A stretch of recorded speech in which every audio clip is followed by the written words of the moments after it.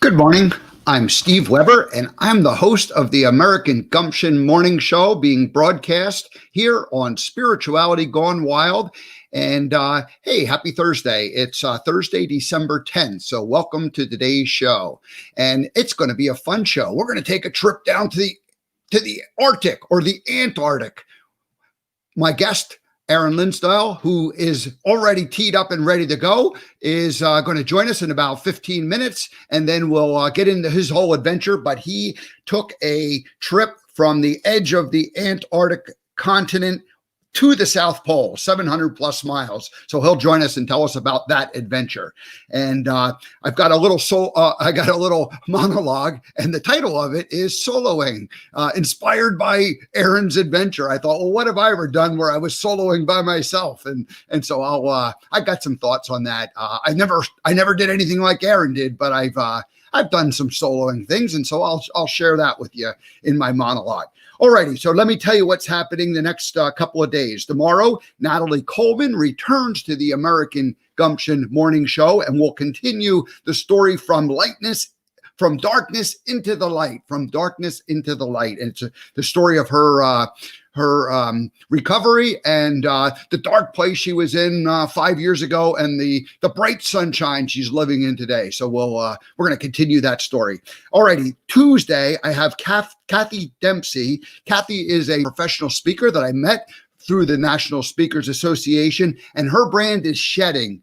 And she's got Lenny the Lizard, who sheds the idea that we can shed and get rid of, our skin, our stuff, just like I did a couple years ago, and so we could start all over again. So anyway, we'll talk about shedding, and I'll share some of my story during that conversation. On Wednesday, Stacy Redfield returns, and she is the Pilates expert, and she's going to continue the story of how that whole industry sat in kind of like barely existing for 50 years, and then boom, in the 90s it exploded. And so we had her on last time, and we never even got into the book. We just talked about everything else. So we'll talk about the book and the 5 people who were really instrumental in making it happen after Joseph Pilates was gone. Alrighty, and then on Thursday, Serenity Sam, Spirituality Gone Wild's very own Serenity Sam, one of the newest members of our team, the co-creator, host of her own show. She's actually got 2 shows, one with Saf Buxey and one by herself. And so we'll talk about that. That'll be next Thursday. All righty. Now, today is Thursday. So you know what that means, right?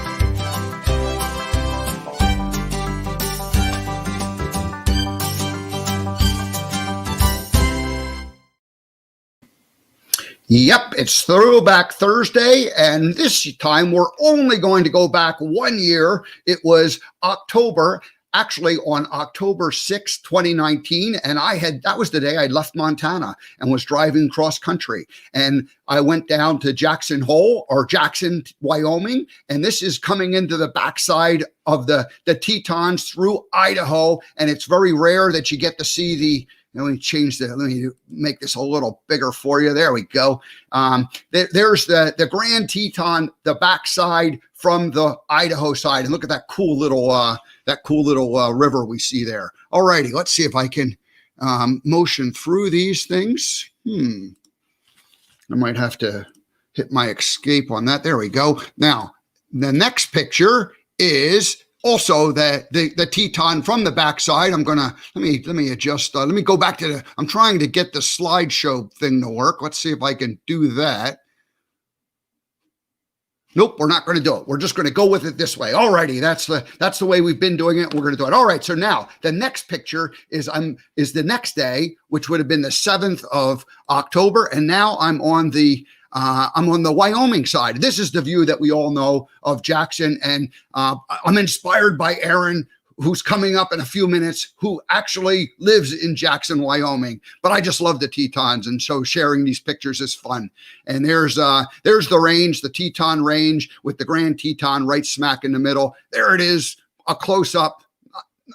Not the best camera. It was just my iPhone that I took a picture with, but looks pretty good. And then as I was driving away, leaving, I stopped one last time to get a couple of shots there, artistic shots with the fence in the front and the Grand Teton in the back. So hey, this was 1 year ago. This was a pretty cool. Anytime you can go to see the Tetons, it's a pretty good. It's a pretty good day. Alrighty, that's it. That is Throwback Thursday.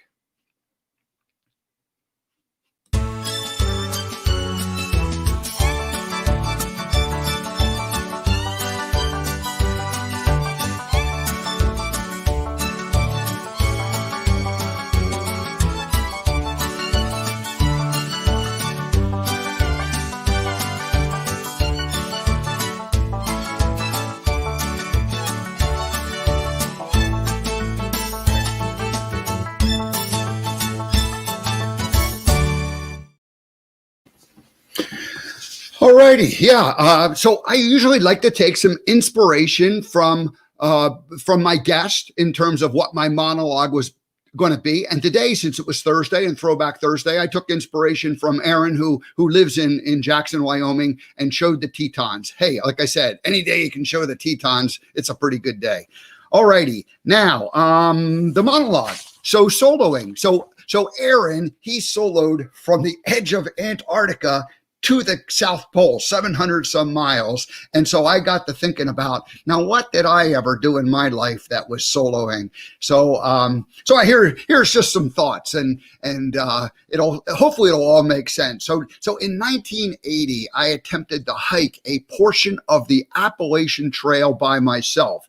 And I thought, I'm going to go out for a couple of weeks. And so I ended up getting my backpack and loading it up, and I remember getting dropped off, and family dropped me off, and I went out there, and I remember, like, right the minute I walked away, I didn't have a great feeling. I felt like I was sort of like, I was like kind of forcing myself to do this for some reason. So I went out there, and I felt very alone, and it wasn't a very fun trip. So I ended up going about 50 miles, and I spent about 5 nights out on the trail. So I made it from the Delaware Water Gap up to Port Jervis in, New York. And then I came across a major road, and I just basically said, I'm going home. And I hitchhiked home, and, it was like 100 miles plus from home. And, within a couple hours I was back, and I was like, that was kind of a crazy thing. So that was my very first soloing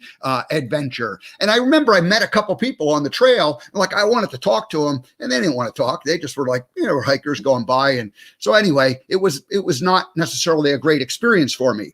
Now, the very next year, within 6 months, I ended up driving across the country by myself, moved from Pennsylvania to California, and I had a job lined up there. So I had a place to go, and I actually ended up going to Detroit for a week or so and worked out there, did a job. And so I kind of broke the trip up into a couple things, and I ended up stopping in Chicago and watched the Super Bowl, and the Eagles were playing the Raiders. And so I had met people along the way, but I did feel for the first time in my life that I was like on this big adventure by myself, driving across the country. I since have driven across the country several times, but that first time was kind of special memory.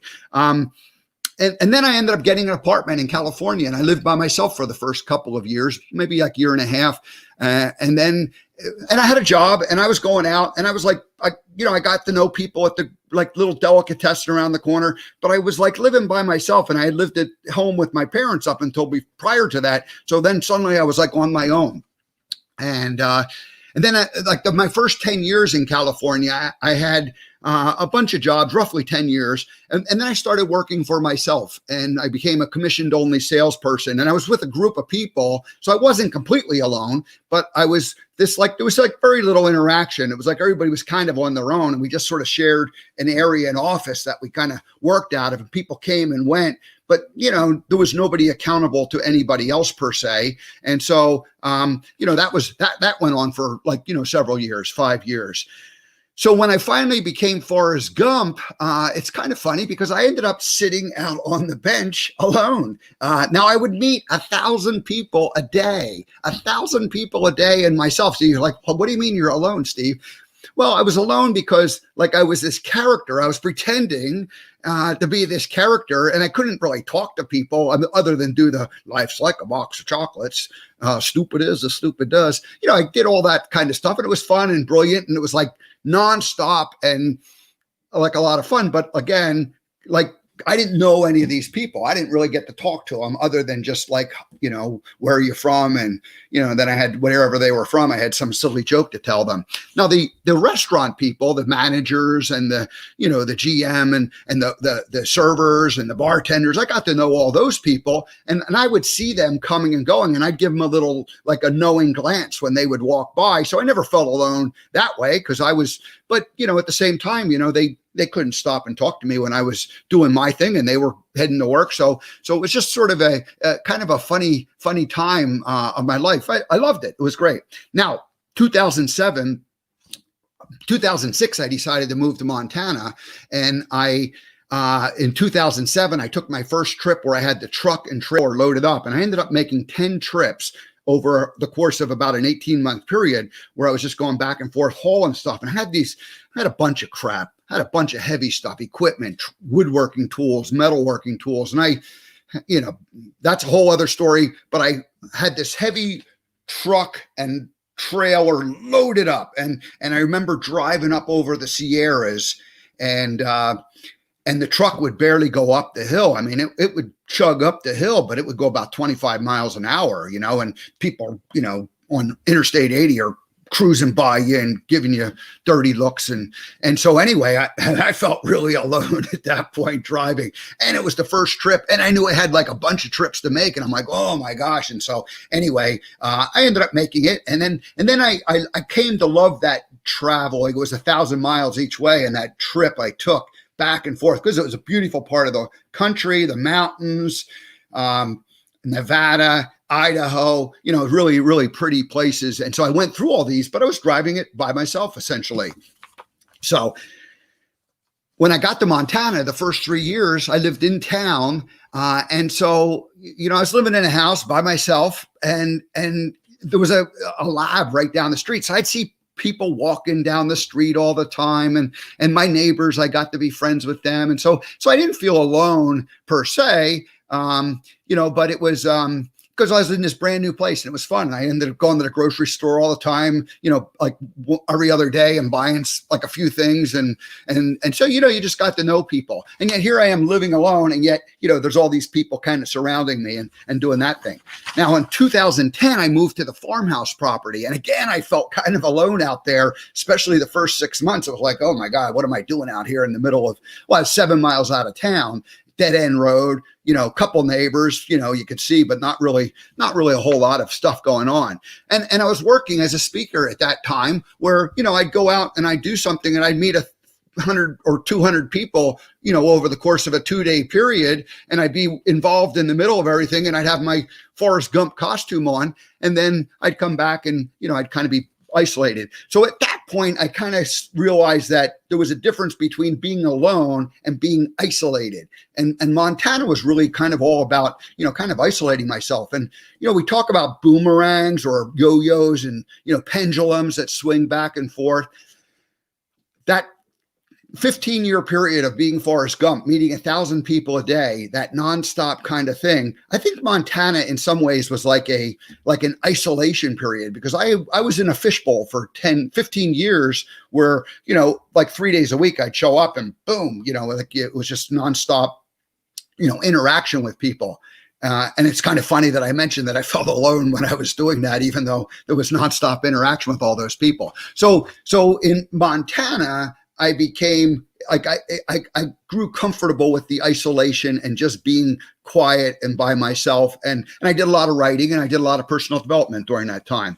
So anyway, the last two more points, COVID, I didn't feel it's been psychologically damaging for people or very difficult for people because they've been isolated. Because I had lived the better part of the last 10 years in kind of an isolated stage, this was not necessarily a difficult, or has not been a difficult time for me. And I've been doing things, and I started the American Gumption show, and I'm interacting with people on a regular basis. So kind of a funny, like psychological, view of this whole thing. Now, the plan is to go out, live on the road for the next 4 to 7 years, travel about, planning to go out by myself at this point in time. Maybe I'll find someone to go with me. Not 100% sure how that's going to work out. We'll let the universe decide all that. Open to whatever happens, but I'll be going out there and I'll be meeting people. And I've been meeting people.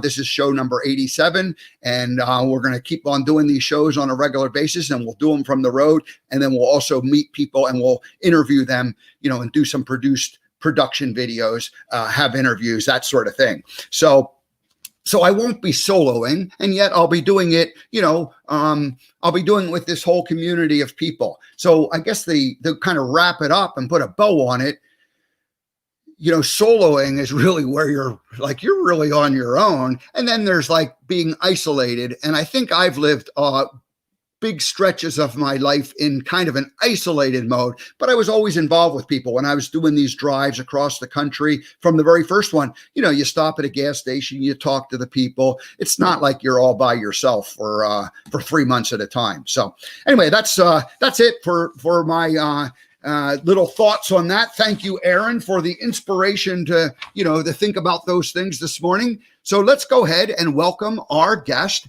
Aaron Linsdau, to the show. Aaron, hi, Steve. Coming out of the cold. Sure thing. Well, good. Well, welcome to the American Gumption Morning Show. We've known each other for a couple of years. We've done some different speaking things together, and so I read your book several years ago, and so we kind of. But we haven't been in touch for a couple of years, so this is kind of fun to get reacquainted with you and kind of go through the story again, but a couple of years after the whole thing. So, welcome. Yeah, thank you very much for having me on. Actually, listening to your monologue was really inspiring because so many people, when you're talking about soloing, they have these challenges where, like you said, you'd meet 1,000 people a day, and yet you felt very isolated and alone. And that's especially nowadays, people have that experience quite often. So here's what we got to do. We have a theme that we play whenever a person comes to the show for the first time. So I want to play that first time song welcoming you here. If you ever come back, Aaron, you'll never hear this song a second time. So let's go ahead and just launch the song. How's that sound? Sounds great.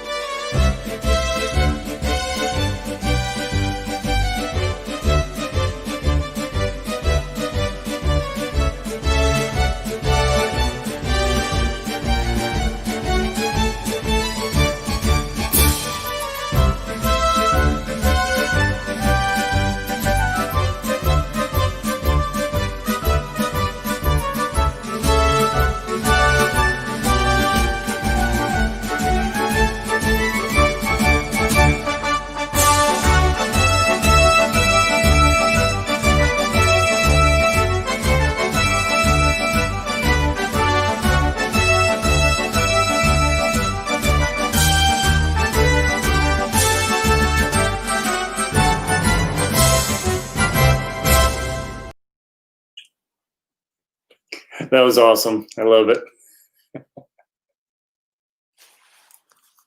And welcome you onto a morning show before, or any kind of a show, maybe onto the stage as speaking. Was there ever a band there to welcome you at the South Pole? When you got to the South Pole, was there a marching band welcoming you? That would have actually been entertaining. Actually, yes, in Montana, I did a talk where it was the entire school district and a couple thousand people, and they actually had a marching band. It was spectacular and kind of odd. I mean, I'm just really grew up a blue collar sort of guy. I mean, even though I did a white collar job for 20 years. So I'm never absolutely comfortable with people saying, "Oh, hey, you're awesome. This is incredible." Because I'm just a guy, honestly, when it comes down to it.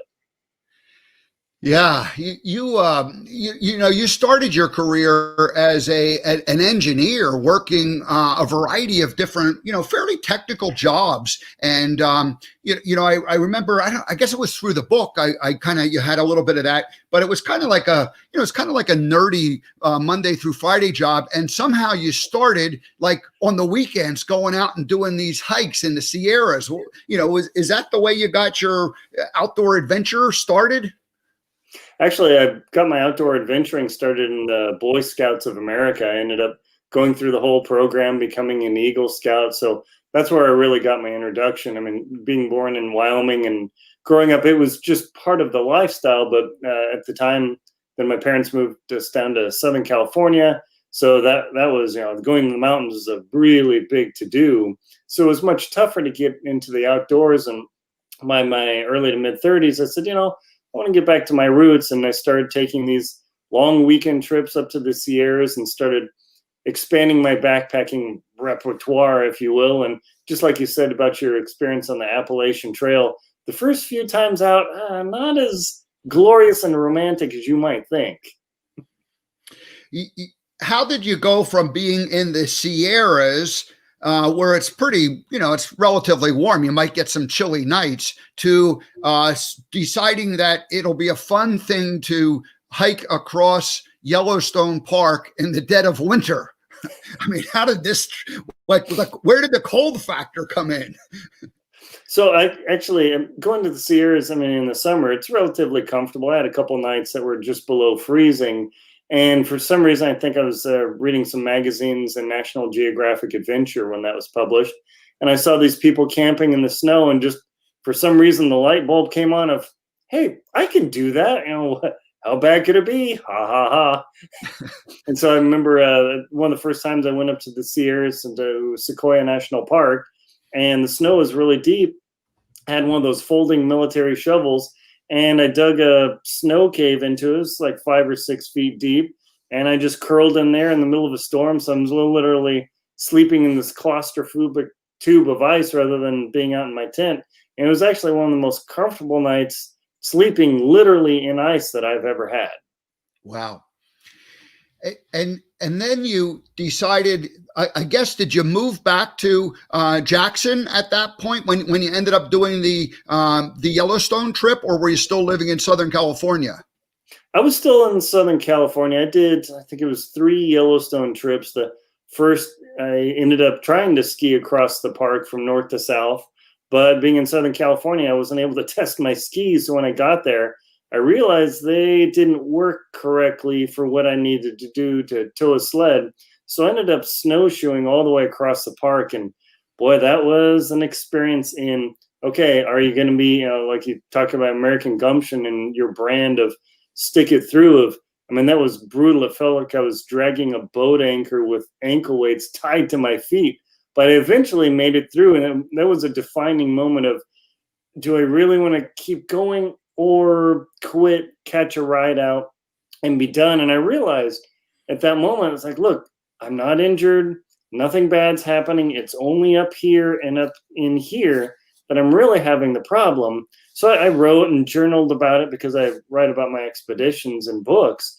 And I realized, well, wait a minute, this isn't that bad. Yes, it's a lot of work, but no psychologically different than the crazy amount of work hours I put into my engineering career. And really, if I quit and go home, I'll lay in bed saying, it wasn't really that bad. And that was a defining line for me to realize that, look, I'm got plenty of food, infinite water because of the snow, and I'm not injured. So let's just enjoy the experience and see what it's like. I remember your book described that you had all kinds of equipment. The first couple of trips that you went on, and again, this was in Yellowstone, you had all kinds of equipment issues. You mentioned the skis, but you also had a sled, and it was basically just sort of one of those like kids sleds that like a kid just goes and buys, and so it wasn't like you had high-tech equipment. You were just going down to the hardware store or to the kiddie land and buying stuff in order to make this all work, and then but you refined the equipment over the course of the next few years. Tell us about the process of kind of figuring out what you would need to do an Arctic expedition. Sure. So one of the things is, until you really get out there, you read and talk to people at gear shops who live in warm locations, and that they have certain experiences. They might be mountaineers or have gone to cold places, but it's really tough to find this kind of information because not a lot of people are fanatics about, hey, let's drag 100 pounds across Yellowstone at minus 45 degrees and think that's a good time. So it takes a while to actually be out there and have that process happen of, okay, what went wrong? What can I do better? Who can I learn from and experiment? And just like when my skis failed, it didn't work in Yellowstone. Eventually, I figured out that I could take some rope that I had and lash them to my sled. And actually, it made it far easier to drag that sled. And that became the genesis of the setup and rig that I used initially in Antarctica. So it was a developmental process, if you will, of, okay, this isn't working. What can I do to change it? And it's not like I didn't have time walking 10 miles a day with no company but myself, the bison, and occasionally the wolves howling. So it's kind of interesting. Your equipment really was homemade or developed, and you probably had some people who kind of had some experience and gave you good pointers along the way, but you basically, by trial and error, had to figure out everything that you needed to take to the South Pole in order to survive and make that trip work. Is that correct? Yeah, that's right. I mean, there's a book by Dixie Dancourt. It's called Polar Exploration. It doesn't sell a lot of copies, but it's just a real specialized book focused on that. And that's why, let's see, where is it? Yeah, I eventually, just because of that, I ended up co-authoring the book Adventure Expedition 1 with a doctor I met on a Kilimanjaro climb, and tried to contain as much information about those experiences and put it in there just to give people the chance of, well, so how do you do this? Well, okay, start here and go from there, because that's one of the things I learned from this whole experience is that, yeah, I've got these things and I've got them in my head, but they're only helping me. What can I do to give back to the community, if you will, like through books or my YouTube channel or anything like that? So I would say it almost would be selfish, if you will, to say, hey, if I've got all this info and I'm not going to give it back. It's like, no, the whole point is to have that and share the experience with the world. There's probably two people who enjoy reading this. Obviously, there's one group of people who actually think they're going to go out and do something like that. And then there's probably another group of people who don't ever plan to do it, but like maybe secretly they have the idea that they would love to do it, and they just like learning about that sort of thing. Is that fair, or what do you think about that? Who's buying the book? Yeah, actually, it's quite a bit. Just the comments and emails I receive, it's mostly armchair adventures, and there's nothing wrong with that, because I did armchair adventuring for a long, long time.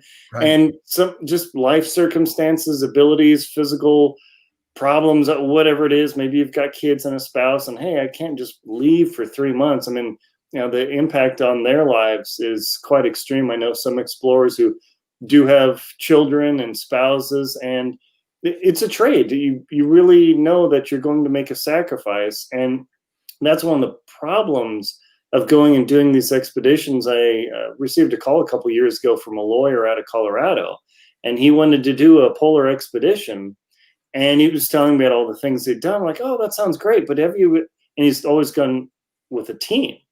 But then he said, oh, okay, so I want to do this solo. I said, well, have you ever gone to a really cold location and been by yourself for weeks on end? He said, no, but I've gone with the team. We've been out there. And I said, okay, just I know you're super experienced, and recommendation, you might want to go try this, like a Yellowstone trip, get away and see if your body can handle it, but more importantly, if your mind can handle it. Because when you're away from your family, especially little ones for so long, teenagers, maybe you want to escape, but and that'd be a healthy thing. But for the littler ones, you end up having this difficulty. I've read about in others, and I've had it too, of you start to do this justification in your mind of, well, why am I out here? Why do I keep doing this? Sure, I enjoy this, but I'm making my spouse sacrifice their time. I'm away from my children, not seeing them grow. And your mind starts to stew in this, and it really can wreck your experience. And you actually can start to develop physical problems from your mind messing with you, trying to make you actually quit.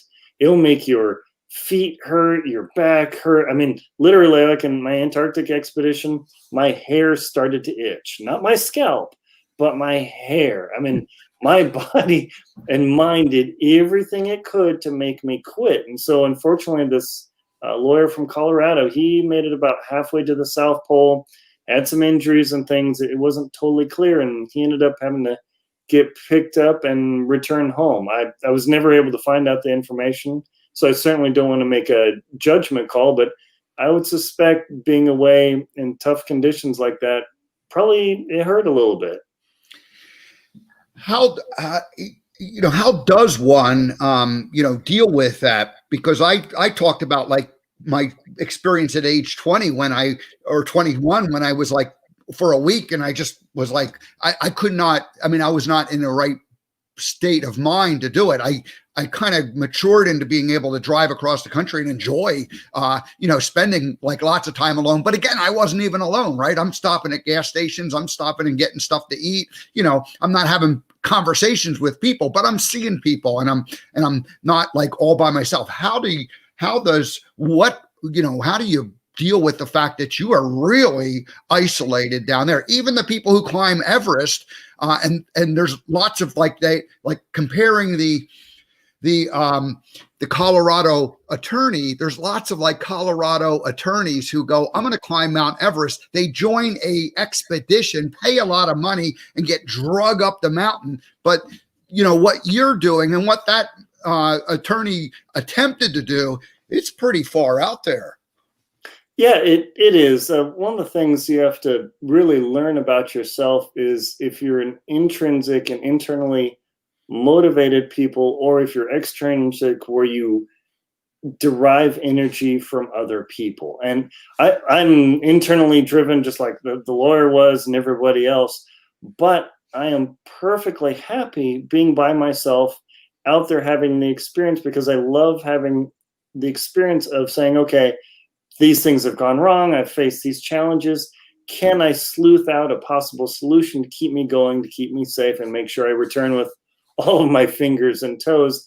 And that's something you really have to experiment, because I've met some people that said, oh no, I could never do that. And 10 years later, I'll run into them. And I love doing the Teton Crest Trail by myself, because it allows me to escape and reflect on what I'm doing with my life, my kids, my son, dog, whatever it might be. And that's something it's best done in small pieces. Go away for a weekend and discover if, wow, I really love doing this. I'll make my trades, my sacrifices, whatever I need to do. Or you leave and I really can't stand this. Now, one of the difficulties is especially if you're doing outdoor pursuits, backpacking, hiking, riding your bike, jogging across America like Forrest Gump did, is you have to be able to separate the physical discomfort from the psychological discomfort. And especially in modern society with infinite connectivity and everything else, that is really tough to do. Is we're so connected now that getting away and disconnecting, where people are, I would say, literally addicted to their devices, you have another layer that you have to peel back and see if you can discover, wow, do you really derive joy and positivity from this, in light of, yeah, sure, it's physically challenging, but you can get past that. And that is something every person has to discover for themselves. I want to tell people about your book, the Antarctic Tears, Determination, Adversity, and the Pursuit of a Dream at the Bottom of the World. I think it was 2013. There it is, 2013 when it came out. I read the book. I loved it. I'm going to just ask a few questions about it, but I encourage people to go to Amazon, get this book. It's a fun read. There's a lot of detail about the challenges that you had. And one of the challenges, the biggest challenge was like right out of the gate. You ended up getting sick almost immediately. And I know that it's not like you're not allowed to just go down to Antarctica and like jump off onto the continent and start, heading to the South Pole. You need to get a permit. You need to there's some kind of a special rescue group or monitoring group that you report in with, and you pay a big chunk of money, and they're at the beck and call, and they're going to come get you when you basically with your satellite phone call them up and say, hey, I'm in trouble, come get me. They're going to come rescue you. So we don't have to talk too much about that unless I'm missing a point, but I want to hear about what happened when you got sick right off the bat. Oh boy. Yeah. So when I was flying down to Antarctica through Chile, ended up going through Los Angeles, Santiago, Punta Arenas, ended up flying down there, and I caught a cold on the plane, but I didn't realize I'd also picked up bronchitis from somebody. I mean, it's not uncommon for long distance travelers, plus the stress of having to prepare for the expedition and all that. And so I had actually had the lung infection when I arrived at the southern point of South America, and I developed the classic bronchitis cough and everything, but I thought, oh, I'm stressed, I got a sniffle. And that cough really started to develop the day that I was departing for Antarctica, because when you're down there, the weather's so bad that you have to be on call and ready to go, because if they have a flight window, they realize, okay, we got to go in the next hour because that window could close up. And so I wasn't feeling great. I thought, this is pretty normal. And by the time I got to Antarctica, landed there, the air is so dry that you just develop this dry, lightly hacking cough that is the exact same feeling as if you have bronchitis. And so everybody's like, oh yeah, totally normal, dry, and I didn't think much about it. But once I got on my expedition, it was into day 12 or 14, whatever it was, I was feeling horrible. Even though I trained for over 6 months, dragging huge truck tires, ankle weights, the whole thing, I could maybe ski 100 or 200 yards, and I'd be bent over with my hands on my knees, sucking wind, like I was smoking a pack a day or something. I mean, it was bad. I don't smoke, but it's like, yeah, okay. And that cough developed to the point where one day I finished my skiing for that day, and I was leaning over and I coughed so hard that I actually coughed up blood. And I could see it on the snow. And that was my moment of, oh, this is not a positive development. And this happens when you're about 2 weeks in. You're sick this entire time. Is that correct? Yeah, I know. I was doing terrible. And plus the snow conditions were super bad, because normally Antarctica, it receives maybe 1 inch of snow a year, but just the conditions in the year that I went, there was so much snow that my 330 pounds of 2 sleds, as I was skiing, they would just literally submarine and disappear under the snow. I would have to ski back, pick each 160 pound or thereabouts sled out of the snow, lift them up, not hurt my back, drag it another 50 to 100 feet, have them disappear again, and repeated this for miles on end. So on top of being sick and not being completely aware because of the difficulty level, it was just super brutal. But once I coughed up blood, I realized, all right, I'm in trouble. Now, I did not tell anyone about that, because the company that manages the expeditions, they probably would have evacuated me. They'd be like, done, you're out. And I didn't tell them. I said, hey, I'm not feeling good. And they began suggesting a course of antibiotics, which I took and did that. And it killed off the bacteria, but the damage was done. And usually when you develop bronchitis, lung infections, it takes a good solid month of warmth, recovery, rest, and fluids to get completely back, all of which don't exist in Antarctica at all. So it was a rough start. You had a GPS tracking you, and I remember in your book it had like these little dots, like that kind of shows you the progress you're making. And I don't remember exactly how it happened, but something like these guys are calling you up, and you had a satellite phone, so you would communicate with them on some kind of a regular schedule, and they're like, Aaron, you got to get going. You're not going to make this. And like if we look at the big picture, you had gone like, if it was like 100 yards that you had to travel total from, goal line to goal line with the South Pole, you were like stuck at like yard 1 with 99 yards to go, like for the first month.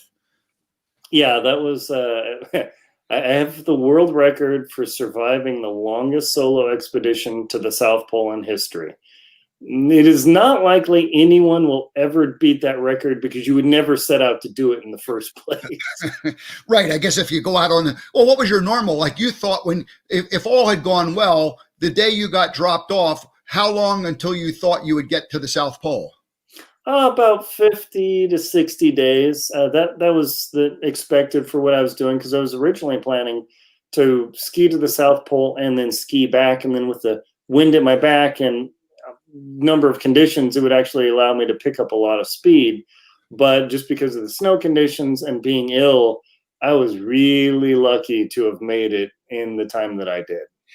What was the turning point that suddenly you kind of got like some energy back and started actually moving? Do you remember like a moment when you went like, oh, I can do this? Because that first, those first 20 or 30 days were probably, you weren't making progress.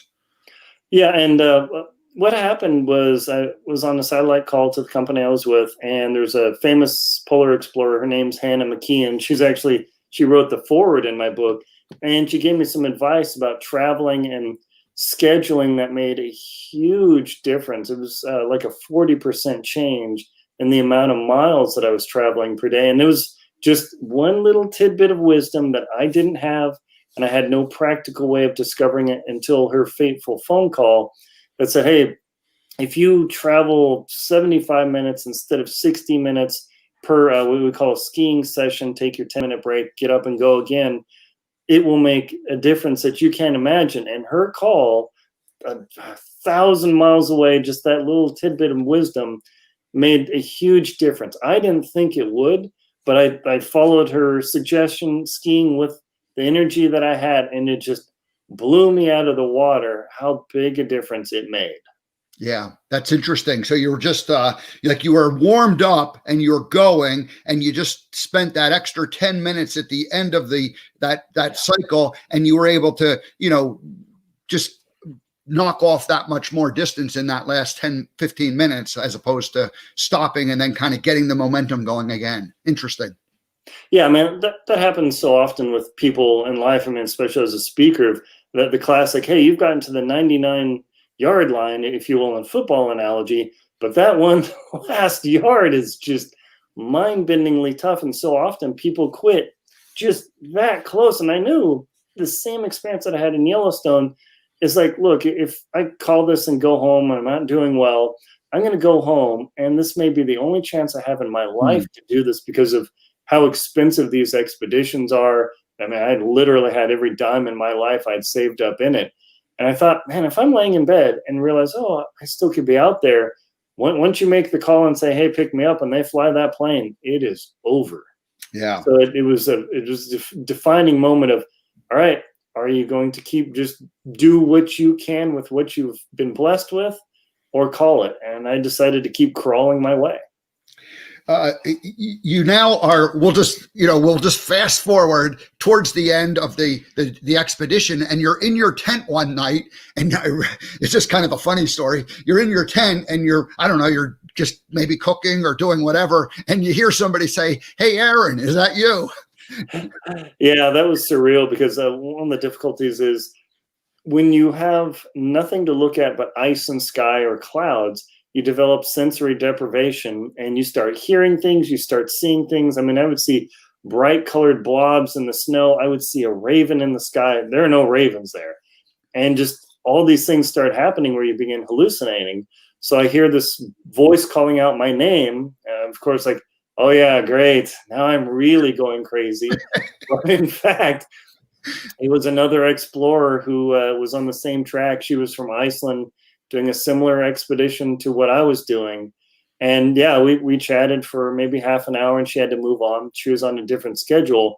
And she ended up with big problems too. She developed food poisoning down there because her salami and meat had actually gotten too hot. It's real esoteric, but even though it's minus 40 degrees in your gear, her meat actually got so hot that it developed either botulism, salmonella, whatever it was, and she got desperately sick. So that was a very rough year. Almost nobody succeeded, I think, in doing what they had planned to do. It was a tough one, but boy, when you know you're the only life form for thousands of miles and you hear your name called out, that's a mind twister.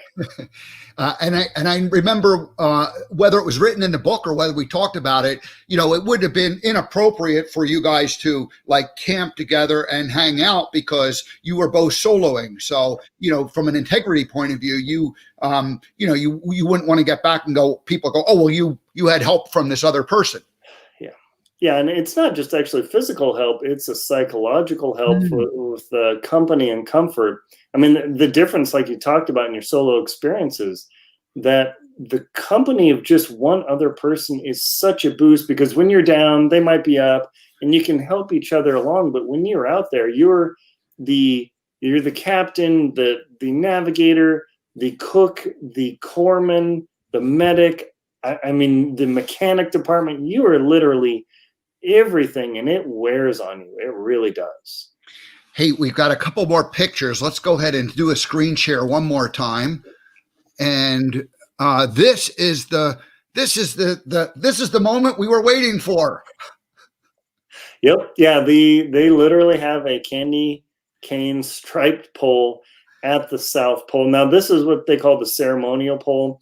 It is about 100, 200 yards from the actual GPS geographic pole because the ice slowly shifts around. So they need something stuck out there. But boy, when you ski up to that and you touch it, it's such a revelation. But like when I talk about in my speeches, it's also a moment of distress and disappointment. And that sounds pretty crazy, but you realize it's like, man, look what I've accomplished, the people that supported me. But then you realize it's over. Yeah. This odyssey of 10 years of planning, training, doing, and saving, and the actual expedition of almost 3 months. And that's it. It's story over. It's the strangest thing ever. Yeah. And then is this also at the South Pole too? And yes, so that is the literal geographic marker where your GPS says 90 degrees 0000 south. And that is, there's a new marker that's made every year. It's placed on that stake. They have some crazy GPS system to mark the exact spot. And so every year that marker will change, but it's roughly in that spot. I see. Okay. Oh, and so that wasn't like so somehow you put that little graphic behind you. There wasn't like a building there that. That sign is there. I did not add that. These are unaltered pictures, which is important because, with Photoshop and everything, you can do anything. But there is the South Pole, the Scott Amundsen Station there. It's a 60,000 square feet National Science Foundation building that is at the South Pole. And scientists and researchers go down there. They do their thing. And really, to them, I'm just a tourist passing through. It's quite an unreal experience to be there.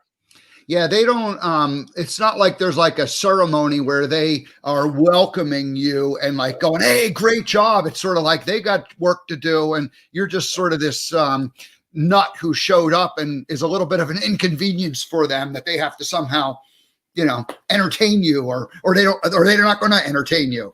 Yeah, they're not even allowed to actually give you a cookie because government funding, it's all these esoteric things. But I had a couple of people following my expedition. I got to meet them. I mean, they were super nice. I mean, just best people ever. And I remember you had to go camp like there was like a boundary or perimeter for the camp down there, and like you had to go like beyond the, like, I don't think there was a fence, but beyond the marker part where, that was their territory and you weren't even allowed to stay on their sleep on their land. Yeah. And this, just because it's because where you're camping, you got to go to the bathroom and all that sort of stuff. They don't want to have you soiling the snow. And they do a lot of science down there. So you don't want to actually influence their experiments. And then because you have to be about a mile away from the station. And just because of the landscape down there, it looks like it's 100 feet away. But you start skiing, like, man, is this thing ever going to get closer? It's pretty unreal. I mean, this whole expedition, I've been doing that. I've been eating butter, 2 sticks of butter a day. I mean, it's and to show up looking like a total wreck, it's kind of entertaining. Yeah. Well, we're getting close to the end, but we still have a few minutes, so let's transition a little bit. That was, I think people will find it interesting, and I think they should grab your book because it's just a great story, and you go into a lot more detail about all of it. And I read it, of course, knowing you.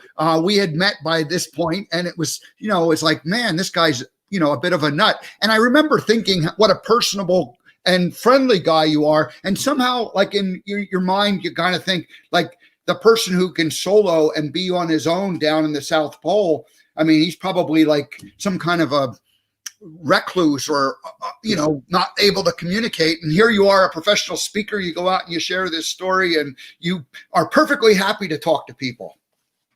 Absolutely. I mean, I don't want to have these experiences, just as we talked about, be contained in my own mind. And to go out there to share these experiences and to show people like, hey, I'm just a guy. I've gone through these experiences. I don't come from big money background or anything. And look what I was able to do, and then translate that to an audience and show them that, look, you're going to have spectacular challenges and bad stuff that's going to happen in your life. But if I can do these things, what can you do with the resources you have? Because most often people aren't alone. And as a team, you can really go far and do things that will just blow you away. One of the things you talk about is safety and the idea of preparedness. And really that your story is one of preparedness. You would have not been able to do it had you not, prepared as well as you did. You said it was like a 10-year journey of preparing for this trip, taking these trips to Yellowstone, working out the gear kind of things, and coming up with as many different what if scenarios. And we don't know what happened with the Colorado Explorer, but he probably didn't have as many hours in terms of preparing that you did. So yeah, that's entirely possible. I mean, I'll show you. It's like learning to do things you don't want to do. I mean, this is literally good old Tillamook butter, and the ability to psychologically, like, okay, I'm going to have to eat 2 sticks of these things every day and literally, bite off that chunk of butter, eat it, swallow it, and keep going. Just like safety gear and PPE, and especially with this whole coronavirus thing, my parka, my gloves that I had to wear, my mask, my hood. I mean, all the stuff that you've got to put on and be prepared to do. It's really a psychological challenge, because at any moment, if I had one moment of carelessness, I could have literally fallen over, broken my wrist, frozen my face off or whatever. But the challenge and willingness to put on all this gear and be prepared and push through that, it's a mental choice to say, hey, you know what? I'm going to follow all these rules every time to make sure that I stay safe so I can come home and return to the people that I love and continue and share this experience. Safety is, I've got this whole ABC system and psychology that I share of how you really go through it, because there are processes and procedures.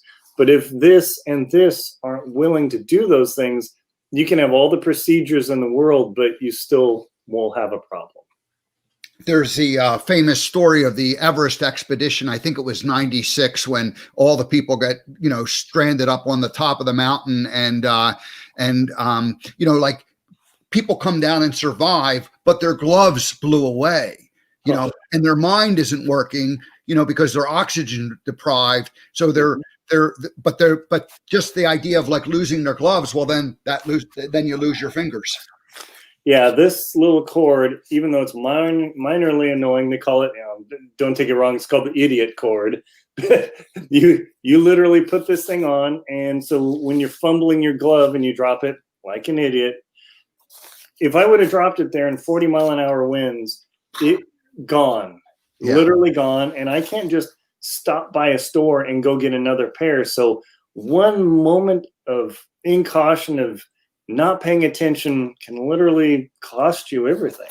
Yeah. Well, that's great. What's you tried to climb Denali a couple years ago solo, dragging a sled up the mountain. And I know I knew it was too windy as you got closer to the top, so you weren't able to make it. But what have you been doing the last few years, and what's on your calendar, if anything? So I had an expedition to cross the ice cap of Greenland. It's about a 330-mile trek, planned for April. As we know, that didn't work out so well for the entire world. So that's on the docket, but until everything's cleared with this whole COVID thing to kind of, I wouldn't say blow over, but somewhat be resolved, so I can travel again and return to Greenland. That might be a 2022 expedition. Mm-hmm. I'm looking to do some mountain climbing, and hopefully if I can get to Alaska this year, do another attempt on Denali. And I love actually going to Alaska. People are neat. It's a fun experience. I mean, I've got this book, Lost at Windy Corner, if you really want to know what it's like to be alone on the biggest mountain in North America. I've got that going. I'm working on a Jackson Hole hiking guide, where it's a source book for just about everyone that wants to go hiking in that area, and it gives you all the information. In 2024, we've got another total eclipse going across America from Texas to Maine. And I've written all the different guides for that, so I'm actually preparing for that, even though it's in April 8th, 2024.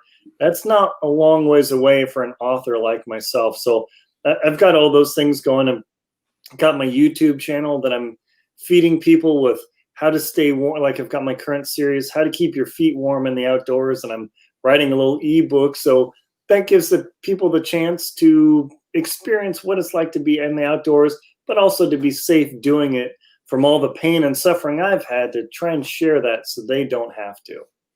Yeah, you've got a YouTube channel with 6,000 or 7,000 followers, and I don't know, a couple hundred videos up on there. And the simplest way is just to go to Linsdau or Alan Linsdau, Arctic Explorer. You'll find him, but subscribe to his channel. But tell us a little bit about the channel. Sure thing. So we've got a couple of themes there. I've got some digital arts I do, but it's primarily outdoor adventure, travel, and survival, of just to give you experiences and ideas of all these little tidbits and things that you can do in the outdoors, exploring. I've got things on motivation, talking about, okay, what's this really like? How do you get through these challenges? So I really try and put those things out there just to maybe touch somebody's life and save them a little trouble and make their life better. Yeah, you have some of the videos are how to open a tin can using a key or a pencil or whatever it is. You can, whatever you have, you can open a tin can with. Yeah, just every so often the thought comes to me of, hey, if you were trapped in a cabin and you had a bunch of tin cans and you had no can opener, could you still do it? And literally, if you've got a house key, we got away. All righty. Well, what's your last,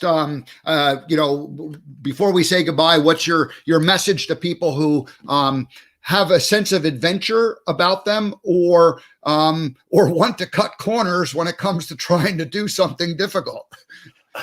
Don't cut corners. One of the things about adventure is you don't have to go out, buy $1,000 parka, $200 gloves, all this craziness. You literally can start out. I think I put a YouTube video on of how to go backpacking for like $100 and go have a grand adventure. You do not need to blow a massive amount of money to go overnight backpacking. Have a little bit of an experience in the woods. Always be safe, follow the rules and regulations, of course, but it's not as inaccessible as people might think. You can really get out there, have an experience, and if you love it, it'll be easy to justify the money. And if you don't, you didn't blow a bunch of money, but you had a good experience. So definitely get out there, experience life, be cautious, of course, but don't be afraid, because you never know what's going to happen next. Like a pandemic might happen or something. Your website is NCXBed. Tell us, what does that stand for? What I don't know. Oh, sure. So that stands for New Century Expeditions. Okay. And this is the second century of polar exploration in Antarctica. And also I have my website, aaronlinsdau.com, as well. So either way, you can get there. Very good. All righty. Well, thank you, Aaron, for joining us, and definitely follow Aaron's YouTube channel, follow his adventures, and then you'll hear all about the Denali trip if that happens, and the across Greenland trip when that happens. So you're going to keep doing these things. You're not ready to retire from exploring.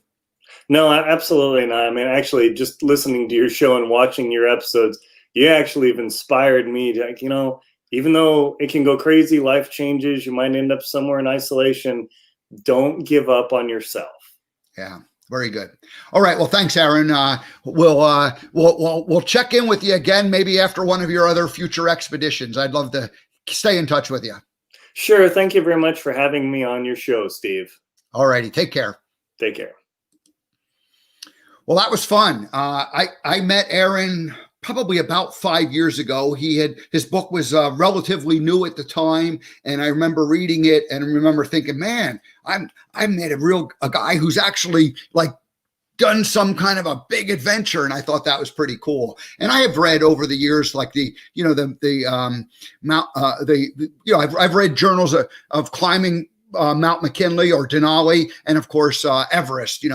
There's thousands of, maybe not thousands, there's hundreds of books on expeditions up there, and so I'm an armchair explorer. I want to explore in the comfort of my RV going forward, not in the comfort of a tent pulling a sled across the ice.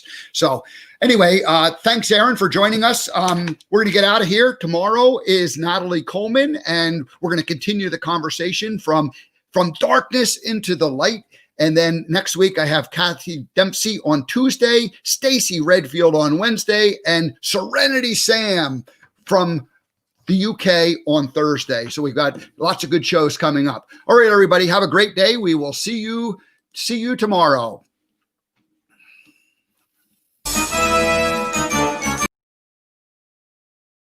Oops, that's the first time welcoming theme song. Let's do the closing song instead.